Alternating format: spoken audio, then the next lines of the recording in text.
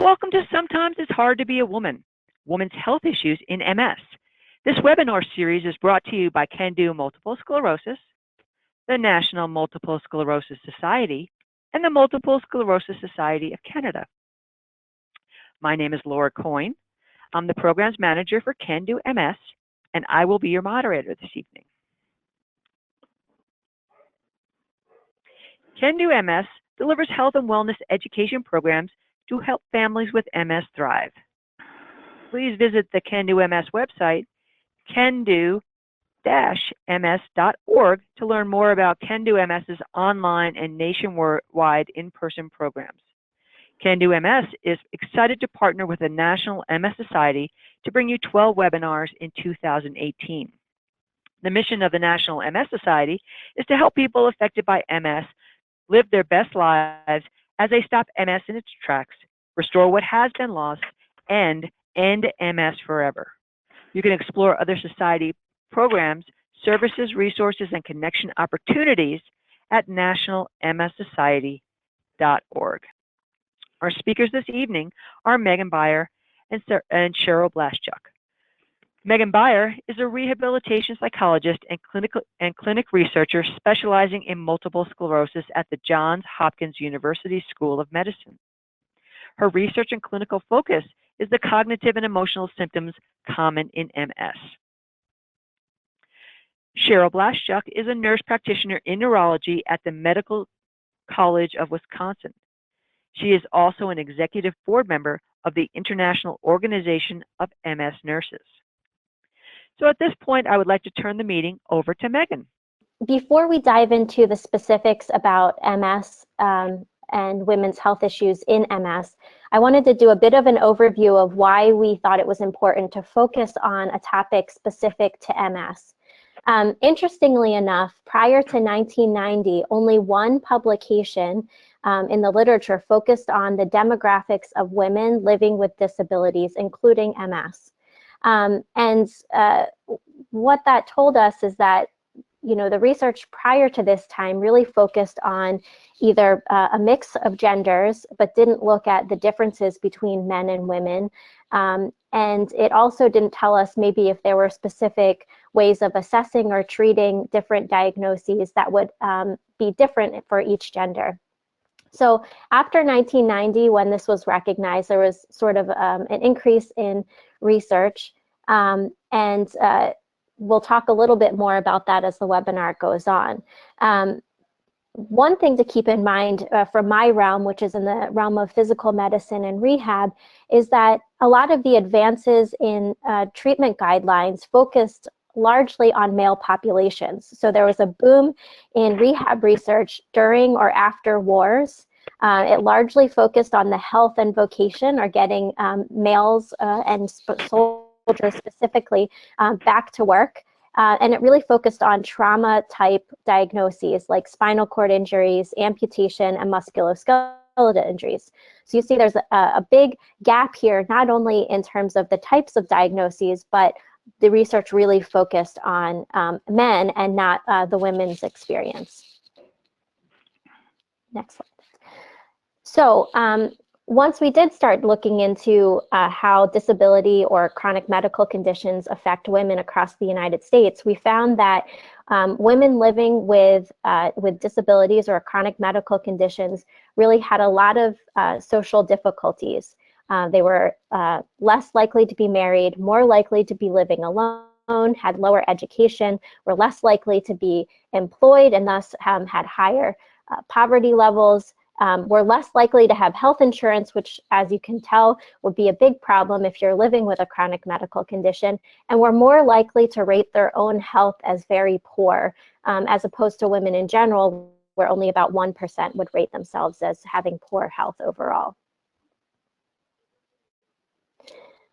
And we generally know that people, women with disabilities, including women with MS, are more likely to delay their own health care because of costs and have more difficulty accessing a number of different interventions, such as accessing a primary care provider, getting access to mental health care, even getting things like glasses or dental work, and delaying or having difficulty getting prescriptions. All of these things, as you can tell, can create a cyclical pattern where if we can't get in to get health care, the health declines, and it creates some of those social factors that we talked about in the slide before.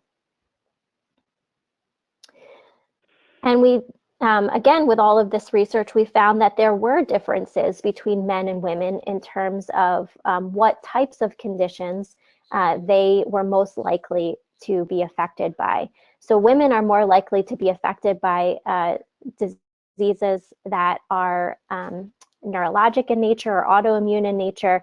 Men more likely to be affected by things like traumatic injuries, like a spinal cord injury or brain injuries. And we know that we looked at women versus women prior, but now let's talk about women versus men across the board, both living with a chronic medical condition or disability. Women still are at a disadvantage. They make about 20% less per month. They're less likely to get Social Security benefits if they apply, and they're more likely to have high levels of depression, high levels of stress, and low self-esteem. So it's really important, knowing all of these factors, the social, the emotional, and the health factors, that we figure out how to intervene with women specifically and make sure that we really understand the health conditions that they are going through and what treatments they might need. I'll turn it to you, Cheryl. Okay, thank you. So we came up with some simple objectives for this program this evening. First of all, we're going to discuss the different stages of women's lives and the potential impact that MS may have on them. We're going to look at, as you can see, we're going to look at the physical and the psychological impact that this disease has, and looking at women surviving and managing with a chronic illness. And we're also going to hope to increase the knowledge of the participants related to resources that are available for women who face these challenges. The next slide. So here's some opening facts related to women in MS, okay? First of all, I think we kind of alluded to the fact that this is more common in women, 3 to 1. It is an autoimmune disease. It's usually diagnosed in people, including women, obviously, between the ages of 15 and 45, which are primarily a woman's childbearing years. And like it or not, the chronic illnesses and its impact on women revolves a lot around the childbearing years. So we know that estrogen and progesterone affect the immune system and the central nervous system, and they impact obviously related to menstruation, pregnancy, and menopause. And we'll touch on all three of those areas. So pregnancy has not been shown to be adversely effective against the disease progression in MS. And we'll talk a little bit more and elaborate on that as we move along. But relapse rates during pregnancy tend to decline, which is a good thing. And it does not appear to impact the risk of miscarriage or any major complications during pregnancy. So the OB-GYNs are quite happy to hear that. But while the diagnosis is not necessarily, if you have a diagnosis of MS and you're pregnant and planning on obviously delivering a child, that diagnosis in of itself does not indicate that you're a high-risk pregnancy. Sometimes the different symptoms that MS patients or a woman may be experiencing, that may be the primary issue in terms of managing that during a pregnancy, which may in turn put her in a higher risk area. So. And there's lots of challenges related to relationships, intimacy. Megan and I are going to kind of take turns. I'll kind of look at the more of the physiological issues, and she'll handle some of the psychological. But they overlap. It's not that separate. So we're going to dive a little bit into talking about sexual health. And next slide there. Again, this is another topic that we thought was really important to talk about because it often, as our poll showed, does not come up in doctor's appointments as often as we would want them to. So often women with MS receive little to no information about sexual health. And in a recent study that was put out, only 19%, I'm glad that our poll is a little bit higher than this, but only 19% said that they received any counseling about sexuality. Often, women who have physical disabilities, so paralysis or impaired motor functioning, are often not offered contraceptive information. However, when we took a look and we saw if doctors were prompted, first, in a study that was done prior to any intervention, only about 14% of doctors reported that they had actually brought this topic up with their patients. But when they were intervened on and encouraged to ask these questions, about 55% of doctors were willing to ask those questions and found that their patients were receptive to it and wanted the information. So really the main message here is that that we want you to communicate with your doctor if they don't bring it up first. Next slide. Okay, Cheryl. So some of the challenges of intimacy, and we're certainly not addressing at this point right now physical intimacy, but sort of intimacy more in general in terms of, the relationship that you have, because that is the foundation to an intimate relationship. So this is from the MS and Intimacy handout. It's a brochure that the MS Society provides, and it's very good and has some very nice resources for people. But one of the concepts that they bring up is the thought of sort of that MS, the disease process, is sort of like a third wheel. It's always kind of there. And I've heard that with other chronic illnesses, seizures, etc. So it can be kind of annoying. So, but remember, in terms of managing and maintaining intimate relationships in the context of this disease, that you need to function as a team, and frustrations are in regards to the disease, not necessarily the person involved. Okay. The other thing that another challenge that patients face in terms of maintaining intimate relationships is this sort of, all of a sudden the rules are gone. They're not the normal. I mean, people sort of start their relationships off and they have certain expectations, and those kind of get changed and have to get changed perhaps quite a bit. So some of the things to keep in mind when dealing with a chronic illness in the context of relationships is sort of working on what we call workarounds. Sometimes you just have to come up with clever ideas to get to where you need to be. It might not be what you think everybody else should be doing, but if it works for you, that's the best thing. So the other thing to keep in mind is to try to avoid blame. That works in any relationship, whether you have a chronic illness or not. So the other concept that gets introduced in terms of multiple sclerosis is this sort of uncertainty. You're not exactly sure how your journey will go.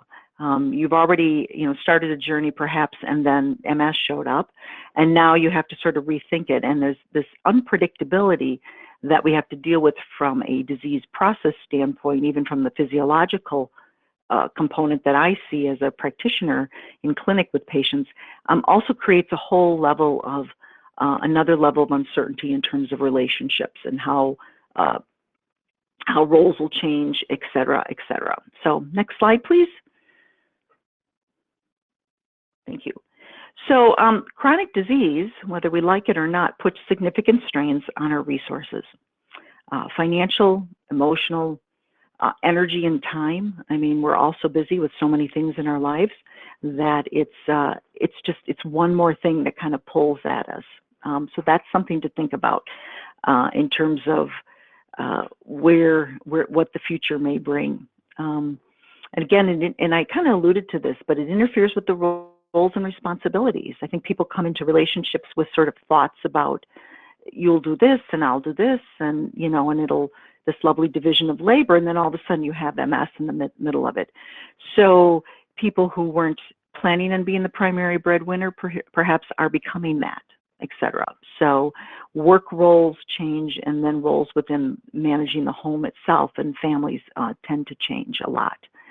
So, and there becomes a little bit of loss of partnership because somebody may have to take on more responsibility because somebody can't, somebody due to their their health issues has to assume some less responsibility and move more towards managing their disease process a little bit more.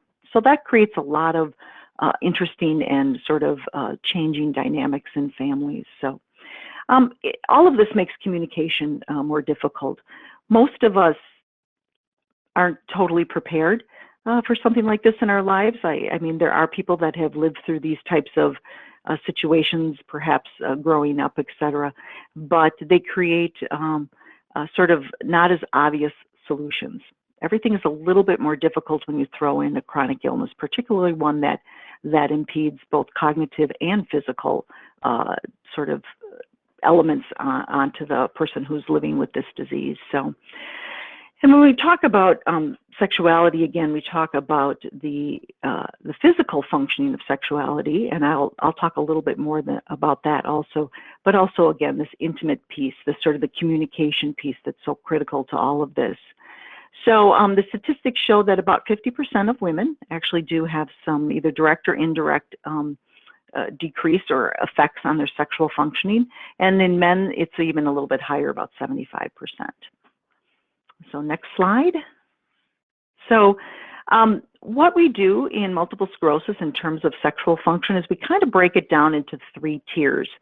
And we have primary, secondary on the right, and then my little ball in the center is tertiary. And I'll explain what those mean. So the easiest thing is primary. When we think about primary effects on sexual function, we think about the physical pieces of a sexual relationship. So decrease in libido or sexual drive, okay? Decreased sensation. I mean, people have paresthesias, which is a fancy word for numbness and tingling, and perhaps they have that in their genital area, which of course can impact their ability to engage in sexual intercourse. So we sometimes have to come up with some more clever ideas and some different ways to bring pleasure during an intimate relationship. Again, frequency and intensity of having an orgasm can be affected by the disease process, but also by the medications. And I'm not going to talk a lot about that, but some of the medications that we use to manage these symptoms in MS oftentimes can also impact sexual function. And we counsel patients related to that when I start them on various medications and such. So that's something to think about. Another physical physical symptom that can occur is decreased vaginal lubrication and engorgement during sexual activity, and of course erectile dysfunction in males. And this can be very, very devastating and very difficult in maintaining a physical relationship. Again, we're looking at patients oftentimes that are in the formative years in terms of family rearing and such. So now secondary symptoms are more things that sort of symptoms of MS that kind of get in the way of maintaining a physical relationship with your partner. Fatigue is a huge thing. Fatigue is probably the #1 symptom that MS patients complain of, to be quite honest, over the years that I've been dealing with them.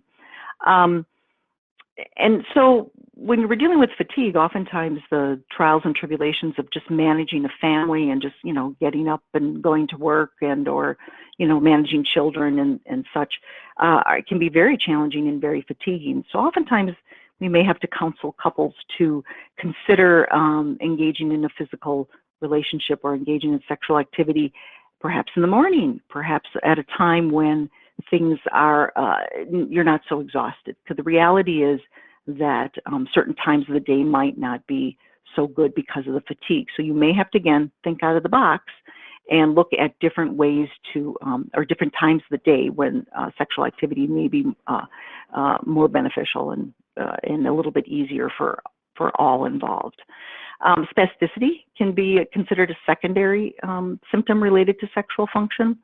Oftentimes during sexual intercourse and orgasm and such, the MS patient may have increased spasticity, and that may sort of disrupt the process. But again, we create workarounds. You understand that can happen, and again, it's not the end of the world. It just is part of your sexual functioning, and that's okay. Some of the things that we do in regards to that may be offering, coaching people to use certain medications before intercourse that can help with spasticity and manage some of those things. again, the physical condition of the patient, or excuse me, of the person engaging with their partner, that may be effective. Bowel and bladder issues can be a concern. Again, these are things that we try to, if you bring these up with your providers, hopefully they'll be able to offer you some things that can help avoid some of those complications. Depression is very common in our MS patients. Unfortunately, it's about 7 more times common than the general public. And that in and of itself can also impact sexual function and such. So pain, cognitive issues, and again, I think I alluded to side effects of medications. Now, in regards to tertiary, that's even a little bit different concept. But when we talk about tertiary symptoms that affect sexual functioning related to MS, then we get more into looking at body image. People perhaps are uncomfortable with the changes in their body, and maybe they don't feel, or they have a different image of themselves from when they perhaps didn't have MS or were earlier in their relationship and this disease wasn't impacting their physicality. We'll just use that word. So again, and those things can lead to, as Megan talked about, a change in self-image, decreased self-esteem, etc. And all of those things can impact intimacy and sort of and sexual function. Negative emotions. I mean, the challenges that MS creates, and that managing a relationship in the context of a chronic disease can create a lot of challenges, and people can be frustrated and not on both sides of the coin, and that too can then sort of decrease the ability to engage in a physical relationship if there's some underlying negative feelings about your partner. So one of the things that is always kind of interesting is sort of the change in roles, and we kind of talked about that. Things will change. A person who wasn't planning on being the breadwinner will now be a breadwinner. Somebody will take over more responsibilities related to perhaps child rearing and such. And oftentimes the caregiver or the non-MS participant oftentimes maybe has a difficult time separating the roles. There's a role of being a caregiver, and then there's a role of being a sexual partner. And sometimes that gets a little blurred and gets a little challenging for patients. So, and then again, depending on your family of origin, your cultural beliefs, etc., this may be more challenging for you in terms of dealing with just maintaining a sexual relationship, an intimate relationship that isn't what you thought it should be, if that makes sense. So, next slide. Okay. So Take it back over here. So when we looked and asked people, women with MS, what they felt like would be most helpful in terms of learning more about sexual health and dealing with types of symptoms associated with sexual health, they identified 3 different things: wanting more written literature that they could read about these symptoms and what they could do about them, having counseling from their medical providers, doctors, nurses, etc., and having peer support from others who had similar experiences or sort of understood what they were going through. So I wanted to point out with these 3 things that the National MS Society does have a number of articles on sexual health for both men and women, but women specifically. There's a bigger push going on now to make sure that doctors ask about these kinds of symptoms. And there are plenty of different peer support groups, again, through the National MS Society and other organizations, where you might be able to reach out to others who are experiencing some of these symptoms. Now I'll turn it back to you, Cheryl, for pregnancy. Okay, thank you. So we'll address pregnancy. This will be kind of the shortest and quickest addressing of pregnancy, but we'll cover before, during, and after pregnancy in terms of multiple sclerosis. So next slide, please. So some things to think about related to before you get pregnant and if you're dealing with multiple sclerosis. And again, I'm focusing primarily on a woman who has MS and gets pregnant, but there's always, even in a family where the male has MS and the woman is pregnant, there's always different challenges, but this will be focused primarily on women who have MS and such. So there's the decision to become pregnant.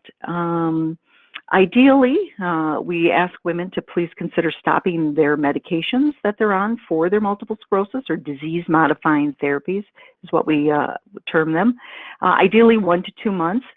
Again, that's an individual's a decision that is made actually with a woman's neurologist and her OB. You will hopefully find that your OB and your neurologist will be willing to work together, and that's a very important sort of threesome that have to work together, you and then the neurologist and the obstetrician.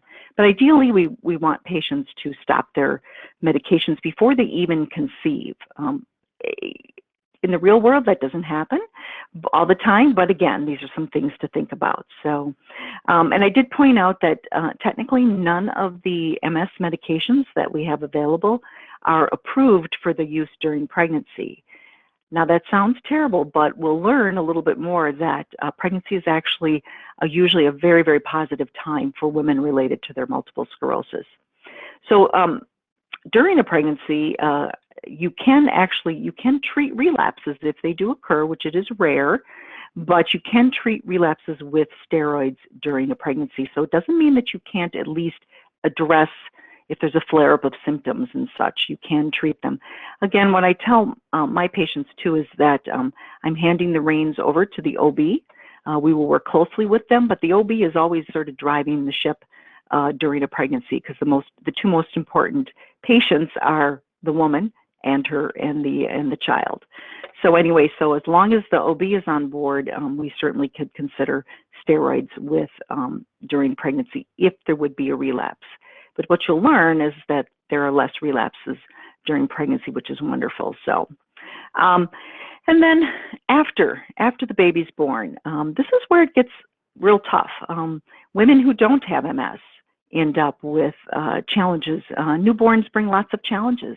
They bring in overwhelming fatigue, and that's kind of the normal piece. But now we have a chronic illness on top of that. So again, when we talk about a relapse rate, women are more likely to have a relapse within the first 12 weeks postpartum. That doesn't mean they're going to, it just means they're more likely, okay? So, and generally that relapse rate will mimic what the relapse rate was that year prior to getting pregnant. So that's just something to think about. Sometimes there's some fear out there that if you have a child that your MS will get considerably worse, or you'll have these terrible relapses after the baby's born.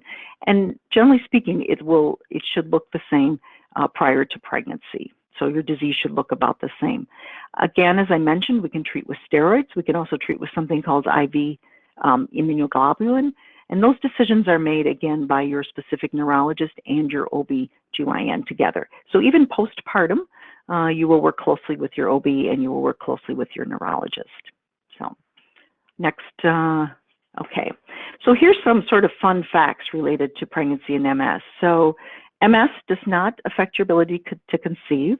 I've had a few patients over the years who have said, well, I can't get pregnant because I have MS. And I said, no, that's not true. And I did counsel them related to birth control, although it's not my strong point anyway. And it doesn't, MS in and of itself does not increase your risk of any kind of congenital malformations or problems with infants. They have found that women who have MS and deliver a baby tend to have a little bit smaller babies. That's not exactly, any kind of dangerous thing, but they tend to be a little bit smaller. Their deliveries can be more complicated because of the physical symptoms that a woman may be dealing with. And again, that falls under the realm of the OB. So they tend to have more C-sections, and that again that is the decision of the obstetrician in terms of how they feel that they can safely deliver that baby depending on the woman's symptoms, et cetera, and how she's doing at that point during her pregnancy. So some symptoms may get a little bit worse with pregnancy, like think about fatigue. Fatigue may be a little bit worse, believe it or not, that first trimester, but fatigue is bad in any woman during the first trimester, generally speaking. So what pregnancy brings and what people don't realize is that pregnancy actually alters your your immune system. So your body is allowing a foreign body to develop and grow within you. And therefore your immune system is actually kind of down-regulated, which means it's not quite as reactive. So this is the theory behind why women tend to do fairly well during their pregnancies. Most women will say to me, I've never felt so good. So that's always nice. But again, it's the immune system changes and shifts to allow a woman to carry an infant to term, and therefore it's less autoreactive. So therefore the risk of relapses, particularly starting like the second and third trimester, is particularly low. So again, it's not a period that as a neurologist that I worry a lot about women in terms of their MS. Oftentimes I'll just, again, we put the OB in charge of the situation and have them contact us if they have any concerns. I try to make sure that my patients who are pregnant have a chance to perhaps to experience pregnancy and not have to worry as much about their MS, if that makes sense. So I oftentimes will tell them, I'm okay with you not seeing me during your pregnancy, because I'm going to let you just be pregnant and enjoy that whole process. If you need me, we're here from a neurology standpoint. But again, a different neurologist, a different provider, a different OB may have a little bit a different perspective on that. But again, that's my own personal way of approaching pregnancy with women. I kind of let them enjoy that and tell them, you don't have to think about me too much if you don't want to, okay? So, so again, relapses generally decrease in pregnancy, and they can increase or are more likely to occur in that 12 weeks postpartum. And pregnancy in and of itself does not affect the course of MS, although people will say, oh, your MS may get worse. The research does not support that. So, and related to breastfeeding, that's still kind of a little bit of an unknown. There's been studies where they've looked at breastfeeding in terms of reduction of relapse rates. Some of the studies show that yes, if a woman breastfeeds for 6 or 12 months, et cetera, whatever she's able or wants to do, that you may have a decrease in relapse rate, but that data is not hard and firm. So we just kind of, it's still an unknown pattern. That doesn't mean that women can't breastfeed. It is an individual's choice, but I don't have a lot of research to say that MS will be, or that relapses will decrease specifically because of a risk of or decrease during breastfeeding. So next. Thank you. So this slide is kind of busy, but basically what we're looking at here is some of the symptoms of MS specifically, and we always kind of use this sort of circle because every symptom affects every other symptom, if that makes any sense. But it points out some of the common symptoms that we deal with MS, and then how they can be possibly more problematic during pregnancy. So I'll let people just kind of look at that because it's kind of complicated, and I think I've kind of addressed a few things. I can't get away from bowel and bladder. Some of the things, that are complicated with neurogenic bladders and bladders that don't work right during, even before pregnancy. Again, when you're pregnant, you have a large-headed infant that grows on top of your bladder. I once heard a urologist say it's a bad design. But it is what it is, right? So bowel and bladder issues may become more complicated when you already have perhaps bowel and bladder issues from the MS, and now you have a developing baby that's also in there and taking up space in your abdomen. So that's kind of the reality of it. But again, all of this is workable, and all of this is something that we can manage. Okay, and next slide, please.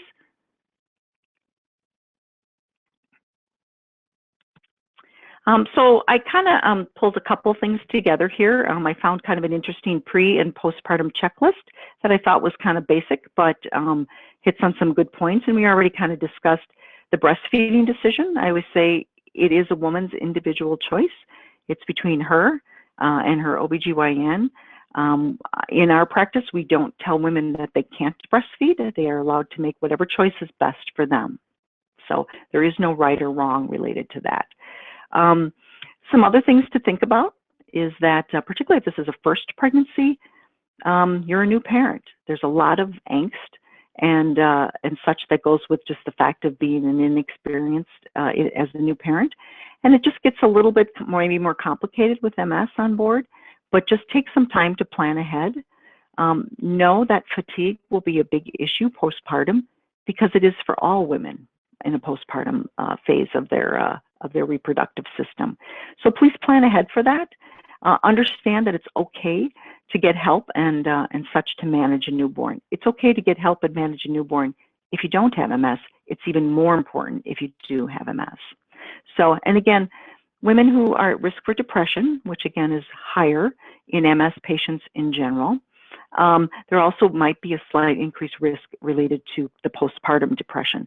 So again, those things need to be addressed, and they can be talked about throughout the pregnancy, and hopefully your OBGYN will be on board with that too. If there's some underlying depression, perhaps prior to the pregnancy, that everybody will be tuned in and watching for that to avoid any risk of postpartum depression.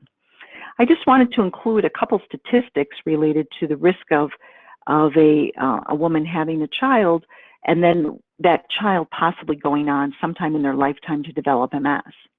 So there's not a real strong genetic correlation with MS and passing it along to a child. Now, because there's not a specific MS gene per se, but we know that there's a little bit increased risk, and this kind of gives you some of the statistics related to that. So for any child through a lifetime, the risk of developing MS is about 1 in 750. That's without anybody in the family or immediate family or a parent that may have MS.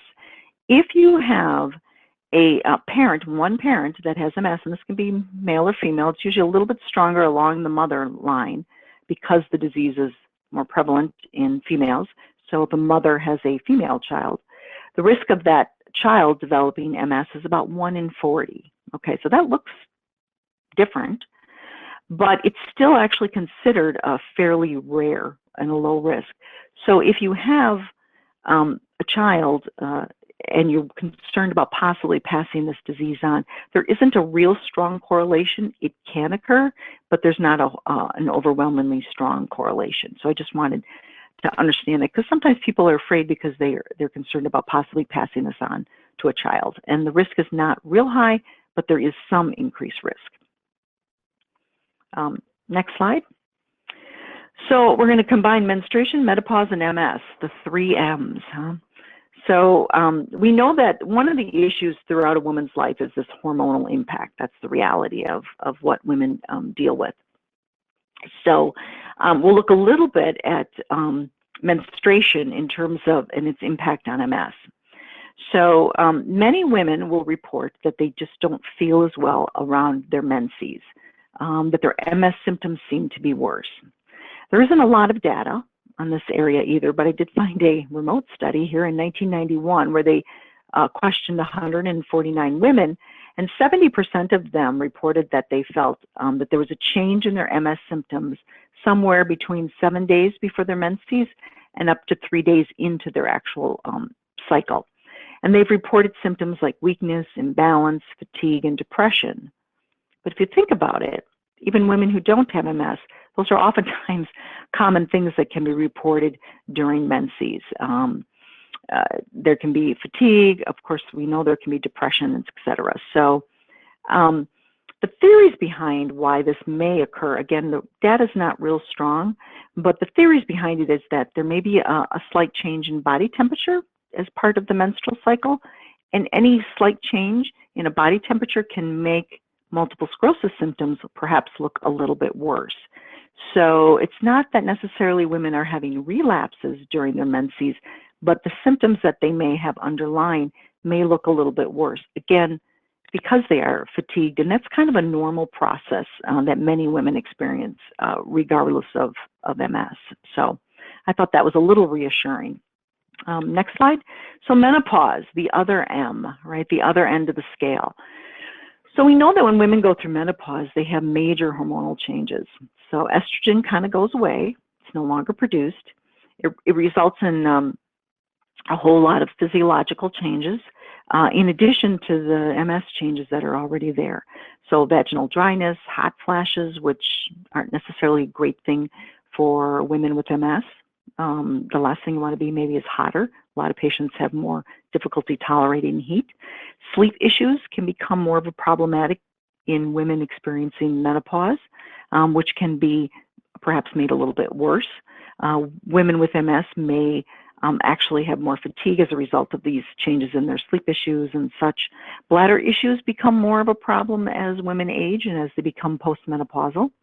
The changes in estrogen, estrogen actually is involved too in terms of, we talk about vaginal dryness, but also estrogen is involved in the sort of the elasticity and the related to the urinary meatus. So the sphincter that can kind of hold your bladder in place, that can become less elastic as a result of the loss of estrogen. So you may have some more bladder problems, but part of them may be complicated by the fact that there's a shift in estrogen also. So there's a risk of osteoporosis for women as estrogen goes away. But it can be more pronounced perhaps in our MS patients who maybe have utilized a lot of steroids throughout the course of their disease, depending on when they were diagnosed and how they were treated. We have disease-modifying therapies, but many years ago we didn't, and a lot of women were just treated with corticosteroids, and one of the complications of steroids is that it can result in osteoporosis. So, and memory changes. We know that menopause can cause some changes in that area, but also, of course, the cognitive changes that can occur with MS. So despite all of this, there's no evidence that menopause necessarily causes an increase in relapse rate or an increase in progression of MS. Again, it's complicated by the fact that your body has changed again. I found a small study looking at hormone replacement therapy, because that's a little bit of a touchy subject in the world of female or women's health, period. We kind of got away from it, and now they may be saying that maybe it might not be such a bad thing, but again, I defer that to the OBGYNs. But anyway, this small study just looked at 19 women who were postmenopausal, and about 54% of them had reported that they felt that their symptoms were worsening with menopause, and that many of them, of the women that were offered hormone replacement therapy and utilized it, 75% reported that they felt better. I'm not promoting hormone replacement therapy. That, again, is a specific topic related to working with your OBGYN in terms of that. But those are some of the things that women worry about. And I have women that come into my practice and will say, I feel that my MS is getting worse since I've gone through menopause. But we don't have a lot of evidence to support that, but we might be dealing with just the complications of menopause, period. So anyway, and then next slide. So that kind of covers, believe it or not, a woman's entire life cycle. We did that in about 12 slides, believe it or not. And now I'm going to hand this over to Megan to talk a little bit more about some of the communication pieces that are also important in dealing with all of this. Absolutely. So sexual health and changing health over our lifespan can take a big toll on a person emotionally. However, we found that social support can be a really great coping mechanism. And as Cheryl had pointed out earlier, we know that depression is more common in people with MS. We also know that stress is more common and people tend to have lower self-esteem, especially women. And so having a strong support network, a peer support network, protects against depression, stress, and low self-esteem. We've also found that mutually supportive relationships among women, especially women with MS, promote increased independence and self-efficacy, which is always good when you're living with a chronic medical condition throughout your lifetime. I'm going to talk a little bit about communication because, as Cheryl pointed out earlier, there's a lot of things to talk to not only your healthcare provider, but also maybe your partner or other people that are in your life, friends and family. And communication can be particularly difficult and touchy, especially when we're dealing with a sensitive topic like sexual health, pregnancy, or hormone changes associated with things like menopause. So if you're particularly when you're talking with your partner and you're experiencing role changes or conflict around symptoms, or even just general conflict, here's a few tips. First, we tend to get triggered when something is sensitive or emotional. And when we get triggered, we kind of get stuck in our own head, and we have this internal monologue that goes on, and you can almost not hear what the other person is saying, not really understand what they're trying to communicate. You're just waiting for your moment to jump in. And this is true of both partners, but this is talking specifically to you. It would be helpful to stop your internal monologue, listen to what the other person is saying, and repeat it back to them. This does two things. It brings your attention to what the person is actually saying and maybe what the point is. But when you repeat something back to them, it lets you know that you've heard them. And if there's any misunderstanding in what you've heard, that gives them an opportunity to correct it. Ask questions. Even if you're feeling angry and frustrated and you don't understand why the person is saying that, or you're feeling frustrated, asking questions can help clarify things. It can also show that you're interested in what the person is saying, and it can create increased communication. We also want to avoid the caricature.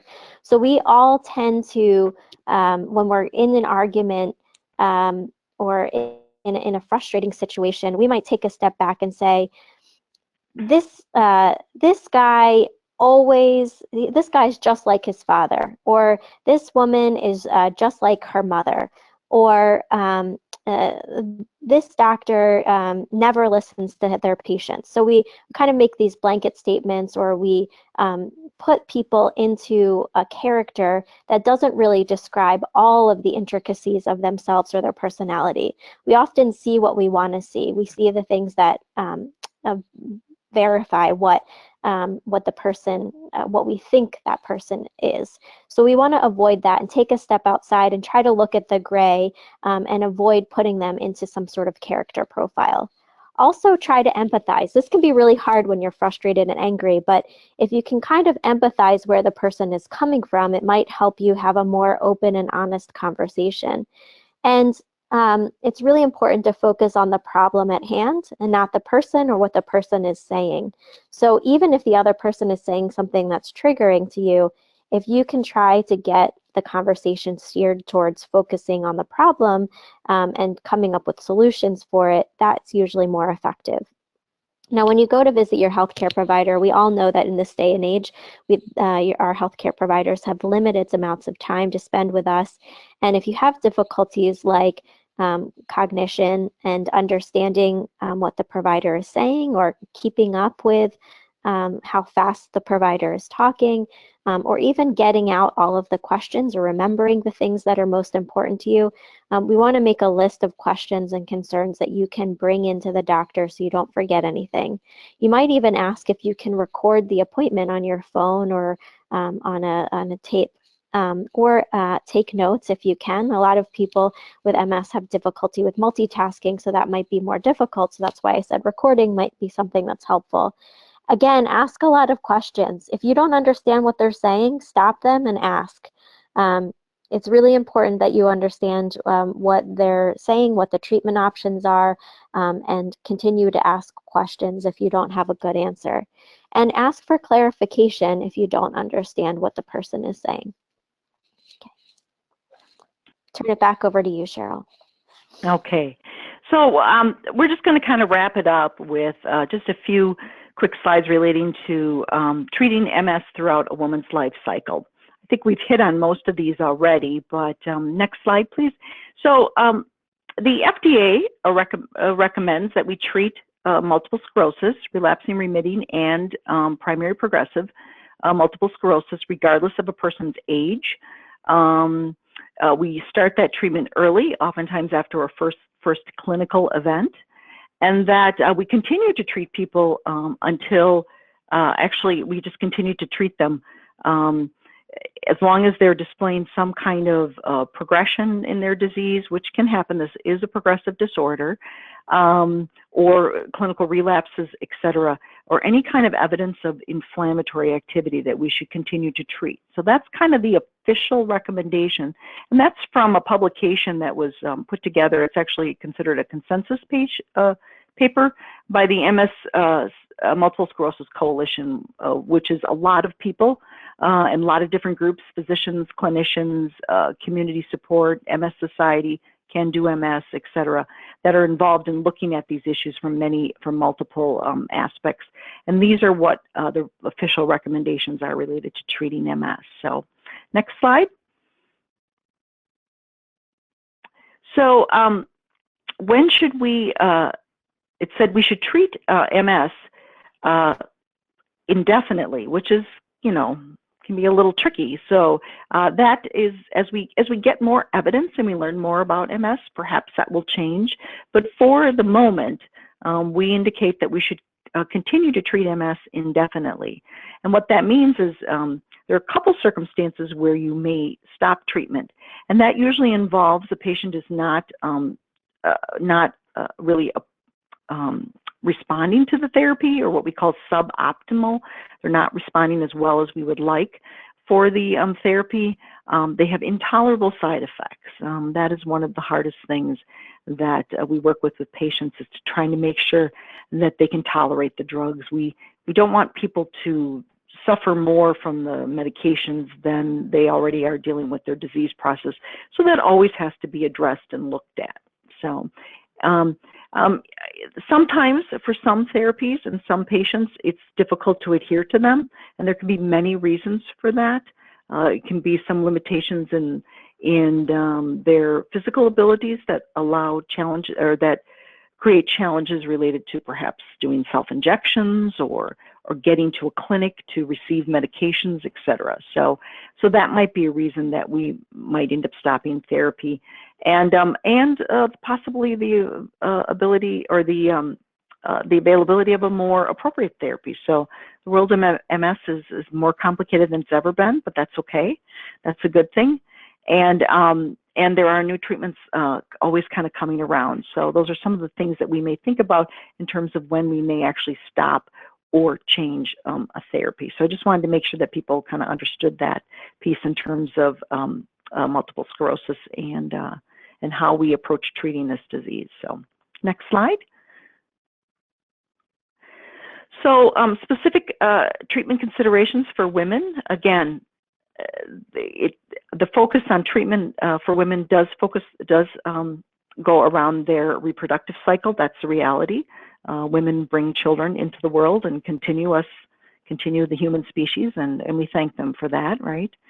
And we also know that that certain treatments at certain times in a woman's life, depending on where she is in her reproductive life, we need to kind of take that into consideration.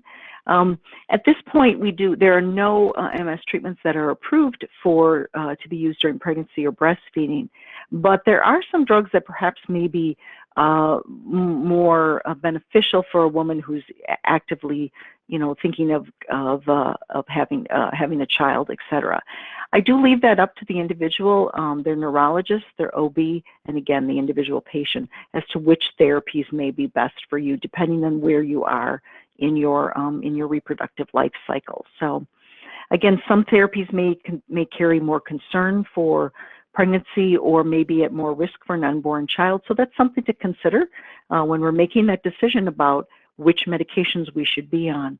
Oftentimes we might be dealing with perhaps a young woman that's in college and she hasn't, gotten to a point yet where she's actually considering a family and, having a partner and et cetera. So we need to think about where women are in their lives, and if they are at risk for pregnancy, then we maybe need to make the right choice for what medication to treat them with, so that we don't run the risk of affecting perhaps a child that could be conceived.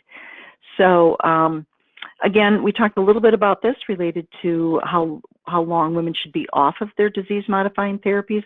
Ideally, if in a perfect world where all pregnancies are planned, which is not the world we live in, but Where all pregnancies are planned, we recommend, at one point it said 1 to 2, and I oftentimes will even say up to 3 months. It depends on the individual.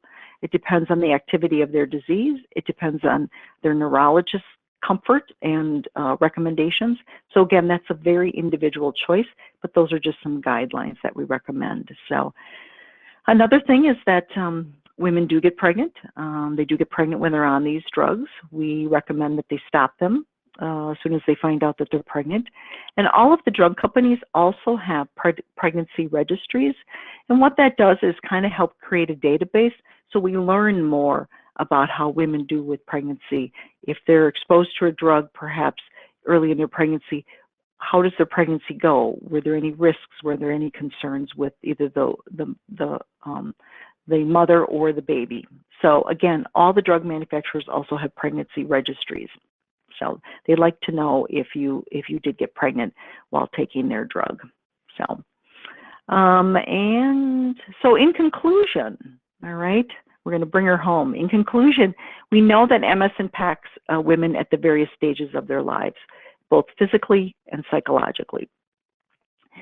As with the disease itself, everybody experiences it in a very unique way. And that's the same thing for when you wrap in childbirth and a woman's reproductive life cycle. So MS brings many challenges in women's lives, but it also brings a lot of new opportunities for women to help create the lives that they want within the context of living with a chronic illness.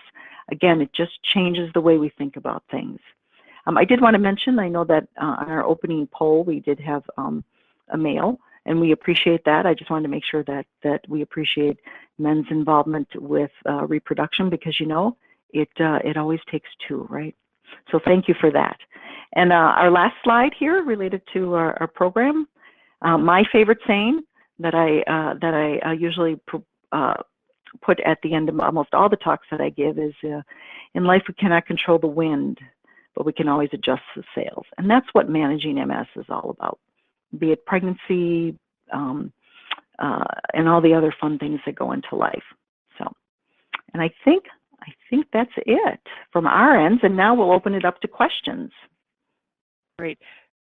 Megan and Cheryl, thank you for a really informative look at how MS affects women. You know, one thing that we didn't really touch on this evening is women who experience MS alone. So Megan, can you kind of, I know it's a broad question, but can you give us some thoughts on, you know, a way that a woman can really tackle this alone from an emotional standpoint? Sure. So it's an interesting question. And what I would say is that this is a really difficult illness to go it alone. And if alone means a partner, a spouse or significant other, you know, I think there's plenty of women who experience that situation. But I think there's always opportunities to try and branch out and try to create a social network for yourself so that you aren't as alone. So a few of those options just off the top of my head are the National MS Society has a peer-to-peer program where they can, if you call the National MS Society, they can partner you with somebody that's similar to you and that you might have a good relationship with, and that can be done through, you know, texting or calls or things like that, so that you do have somebody to reach out to if you are having specific questions about how to deal with something. Or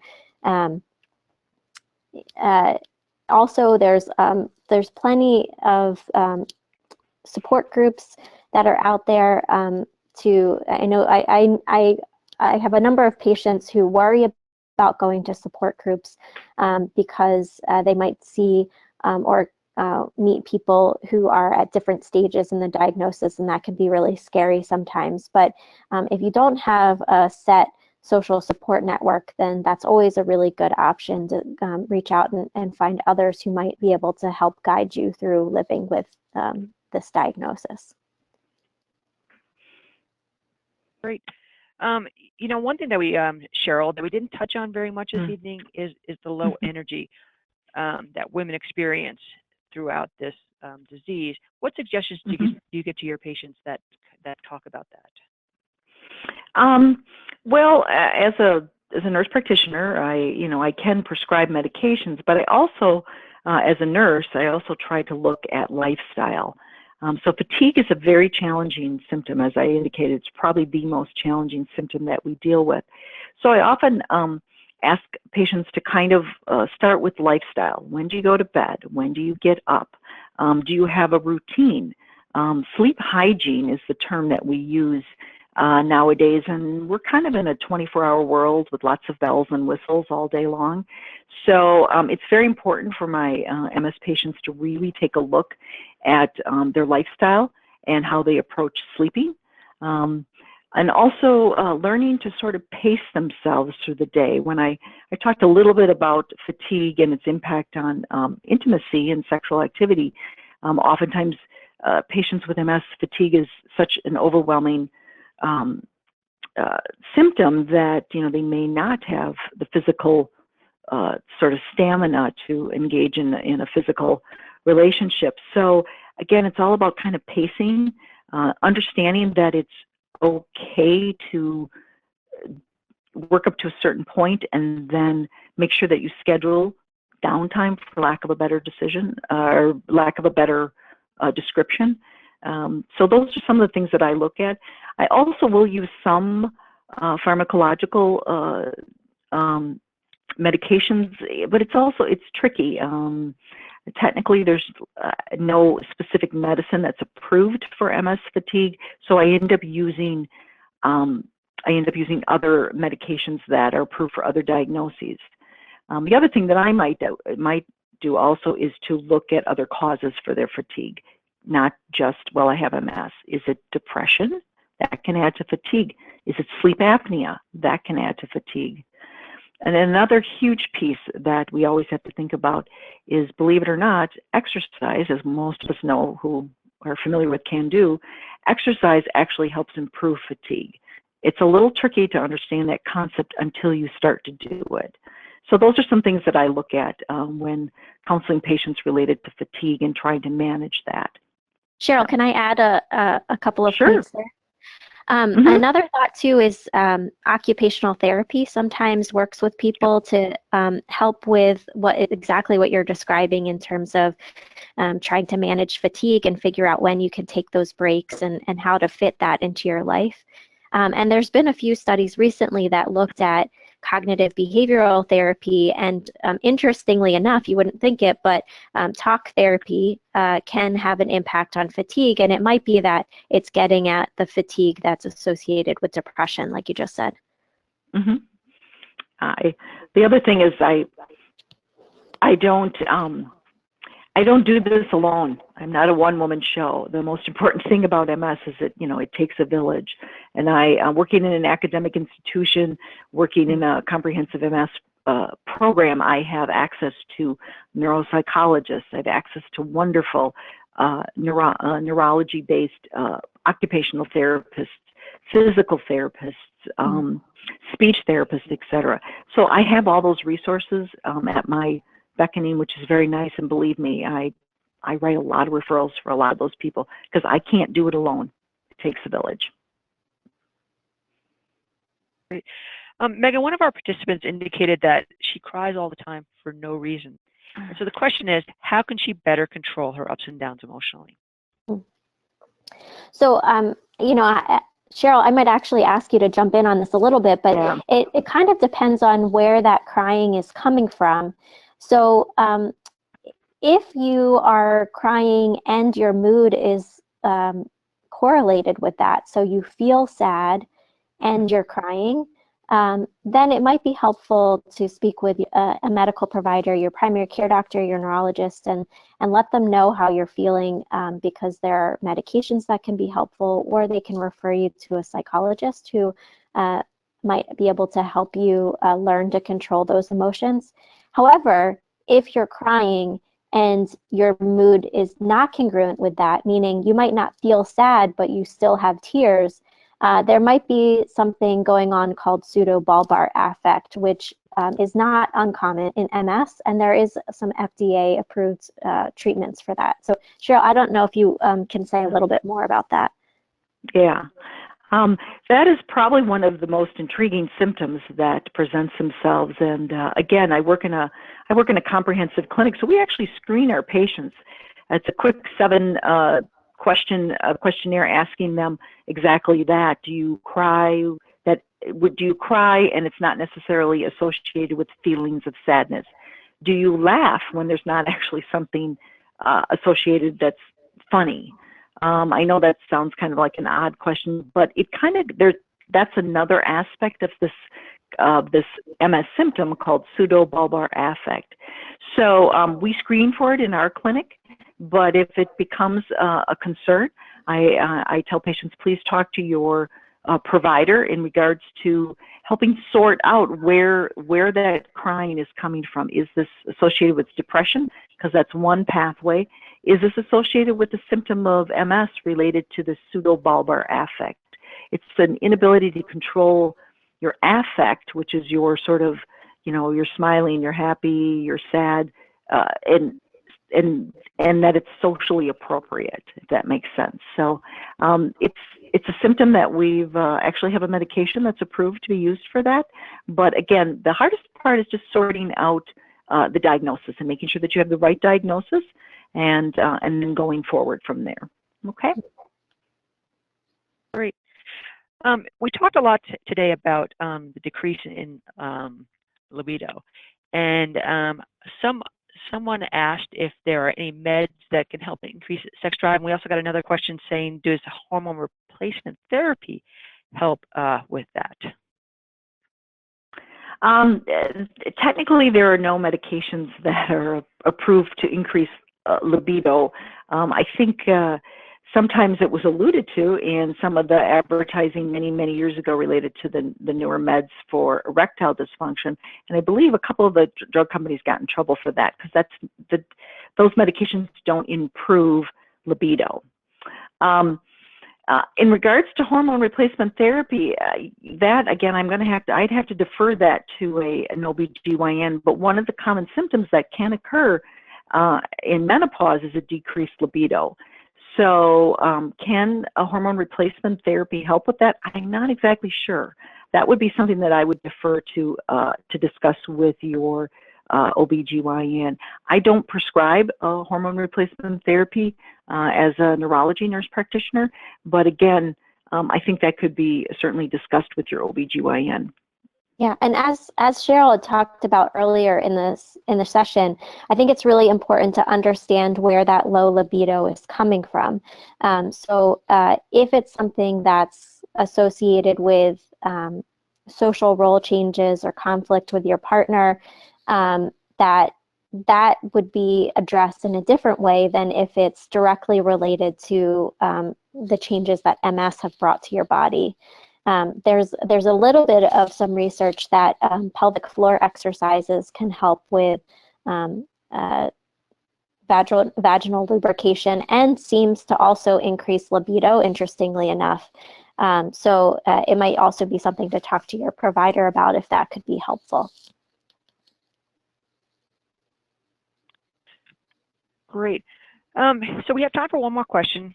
And, one thing that many women have in common is they are the head of their families. And so as such, it creates a lot of multitasking. So Megan, can you just touch on, as we conclude this webinar, some, a couple of point or two that a woman can use in their daily life to help, deal with the multitasking and being the head of the household? Sure.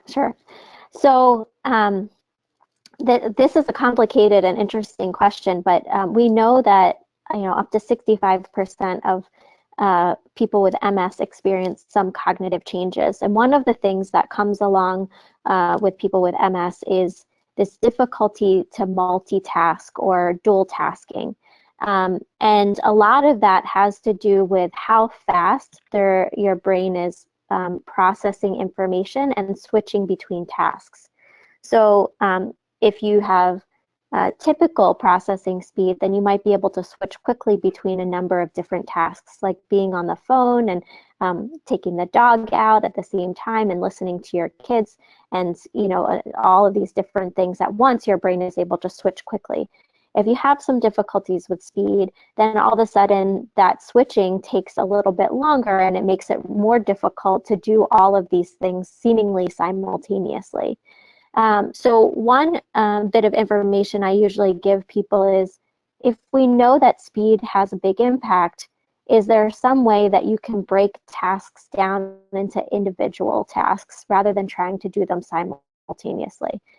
For example, if you're on the phone, really teaching your family that they have to wait until you're done the phone call to be able to interrupt you and talk to you.